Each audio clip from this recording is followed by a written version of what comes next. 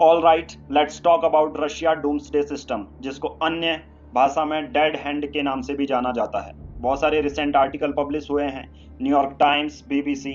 इसमें इस मुद्दे को वार्निंग मोड पर डिस्कस किया जा रहा है। एक और खबर आती है, रशिया के जो फॉर्मर प्रेसिडेंट हैं और अभी के प्रेजेंटली सिक्योरिटी काउंसिल में डेप्यूटी चेयर हैं, डेमिट्री मेडवेडेव, इनका कहना है कि जो इनका डेड हैंड सिस्टम है वो अभी ऑपरेशनल हो चुका है। इसका मतलब क्या है? यूएसए की जो सीक्रेट एजेंसी है वो ये बोलती है कि अगर कोई भी मॉस्को पर न्यूक्लियर अटैक होता है और बेसिकली उनका जो कमांड स्ट्रक्चर अगर वो कोलैप्स हो जाता है, तो बिना किसी ह्यूमन इंटरवेंशन के जो सिस्टम है, न्यूक्लियर ऑटोमेटेड रिटालिएशन सिस्टम है, वो एक्टिव हो जाएगा, यानी कि वो किसी भी देश में फिर अब टारगेटेड हो सकता है।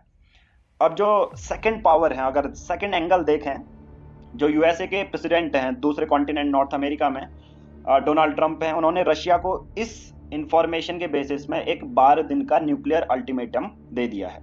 इसके बेसिस पे ट्रंप ये कहते हैं कि सभी आपको इंफॉर्मेशन हमसे शेयर करनी है, आपके पास स्ट्रेटेजिक जो ऑप्शन है वो आपको जो है एक्टिवेट करेगा, यानी कि जियोपॉलिटिकल में यहाँ डिप्लोमेसी और डिस्ट्रक्शन दोनों का काउंटडाउन पैरेलल चल रहा है, राइट।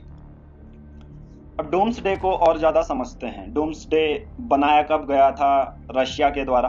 तो वर्ल्ड वॉर सेकंड जब एंड होता है तो कोल्ड वॉर के टाइम में जो दुनिया है, देश हैं, वो दो फ्रंट में डिवाइड हो चुके थे, यूएसएसआर और यूएसए, राइट। तो उस समय इसमें ये सिस्टम इंगेज किया गया था कि अगर रशिया में एक्सट्रीम रेडिएशन, सपोज किसी दूसरे देश ने अटैक कर दिया, तो एक्सट्रीम रेडिएशन अगर वो सेंसर अगर सेंस कर पाते हैं, सीस्मिक शॉक अगर कहीं आता है या कम्युनिकेशन ब्लैकआउट होता है, तो ये सिस्टम रशिया का खुद ब खुद मिसाइल लॉन्च कर देता है। हालांकि इसका पर्पस था पहले डेटरेंस के लिए, बट अब यूएसए कहता है कि ये हमारे लिए एक थ्रेट है।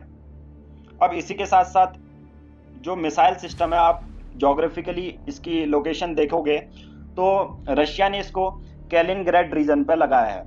ये बाल्टिक सी से, ये रीजन अगर आप लोकेशन देखोगे तो बाल्टिक सी से पोलैंड की बाउंड्री शेयर करता है, यानी कि यूरोप की इसकी जोग्राफिकल लोकेशन है। साथ ही साथ यूनाइटेड स्टेट्स ऑफ अमेरिका ने अपने हवाई में, अलास्का में या पैसिफिक नेवल बेसिस पे जो है इमरजेंसी अलर्ट इशू कर दिया है। अभी आपने हाल ही में सुना होगा कि रशिया में 8.8, 8.7 मैग्नीट्यूड का अर्थक्वेक भी फील किया गया, और साथ ही साथ जापान ने भी 8-9 लाख लोगों को कोस्टल सिटीज से अपने इवैक्यूएट कर दिया है।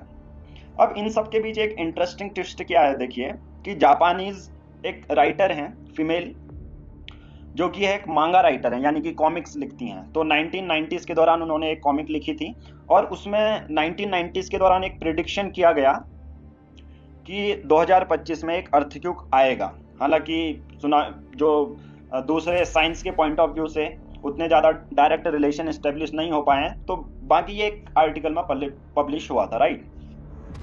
अब देखिए, अब ये सवाल ये उठता है कि इंडिया को इस सिचुएशन में क्या करना है, राइट। क्योंकि इंडिया के अगर आप इंपोर्ट देखोगे तो रशिया से डायरेक्ट हम ऑयल टाइज हैं, हम S-400, अभी रिसेंटली ऑपरेशन सिंदूर में जो डिफेंस सिस्टम था S-400, वो हमने रशिया से इंपोर्ट किया है।